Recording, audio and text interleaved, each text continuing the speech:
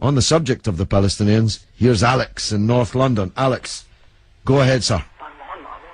Hi George, I'm calling from North London. I've been listening to you for 3 months now. Okay. Never had the chance to speak to you. Okay. But I was just calling on. I was listening to you a couple of nights ago, and you were talking to these people, and they were saying that Israel, the Jews, did not have the right to gain Israel from the Palestinians. And I was just saying, throughout history, the Jews have been persecuted, obviously, from the Holocaust, and we were granted Israel as a result of this. And I feel that... granted by whom? We were granted from Britain and other countries, granted us that. Well, what right did Britain have to grant you somebody else's country? Well, it's due because we lost 6 million people. No. I'm not arguing about that. I'm going to come on to that. But what right did Britain have to grant you somebody else's country? We had the right because we lost 6 million people and we did not have a home. Well, yeah, I'm going to ask you for a third time. What right did Britain have to grant you somebody else's country?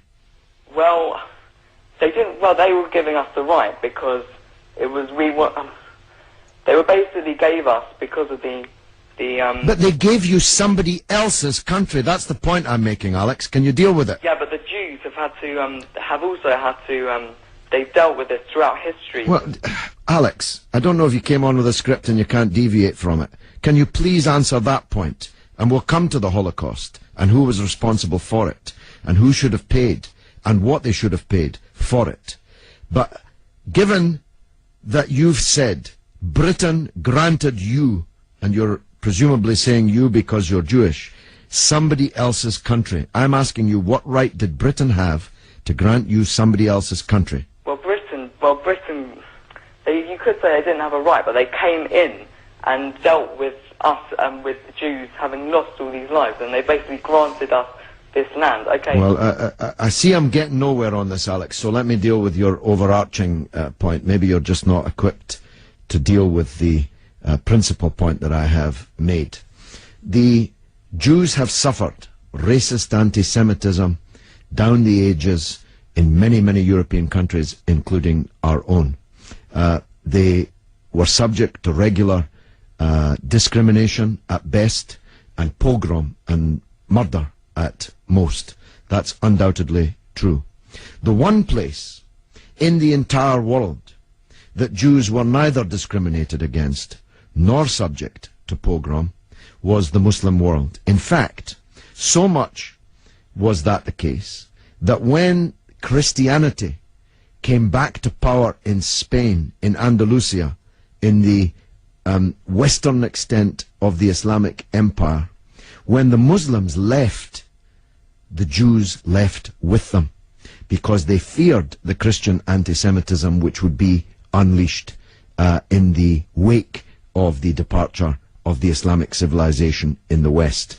That's why so many Jews are to be found even today, and were to be found in profusion before the creation of the State of Israel, in countries like Morocco and along the North African coast, because under the protection of the Muslims, the Jews left Europe and went to live in North Africa. The Palestine that was wiped off the map when Britain granted you somebody else's country had Jews living side by side with Christians and Muslims for century upon century without the slightest trace of discrimination or violence or pogrom. So, what's happened is that Christian anti-Semitism in Europe, which massacred 6 million Jews in the greatest crime in human history, was paid for not by the Christian countries of Europe that either practiced or turned a blind eye to that anti-Semitism, but was paid by the very people who were completely innocent of that Holocaust, who had never persecuted the Jews, who had never pogromed the Jews. And that seems to me to add insult to the injury suffered by a people whose country was wiped off the map, who were dispersed into exile, to make way for a Zionist idea which was granted to European Jews, because these were the first settlers, granted to European Jews by Britain. And as you have singularly failed, 4 times I asked you, to acknowledge that Britain had no right to give away somebody else's country, one country giving to a second people, the land that actually belonged to a third people, it seems to me an all-round injustice, don't you think, Alex? Yeah, I agree that they didn't so much have the right, but they were stepping in after the Holocaust to grant it to the Jews. But it was long before the Holocaust that Britain stepped in. Britain stepped in 1917 with the Balfour Declaration made by the British Minister Balfour on our behalf to a group of atheistic Zionist Jews. I make the point about atheism because it's now claimed that this is some biblical land right, as if God was an estate agent. The men to whom Israel was promised were atheistic Jews. They were not only not speaking for all Jews, they represented at that time in 1917 a tiny proportion of the world's Jews. Most of the world's Jews supported communist or socialist parties and ideas at that time.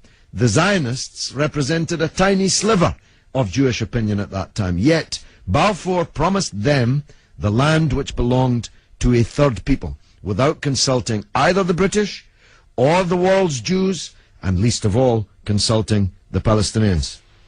Okay, well, thanks very much for talking. Okay, Alex, thanks for listening, my friend.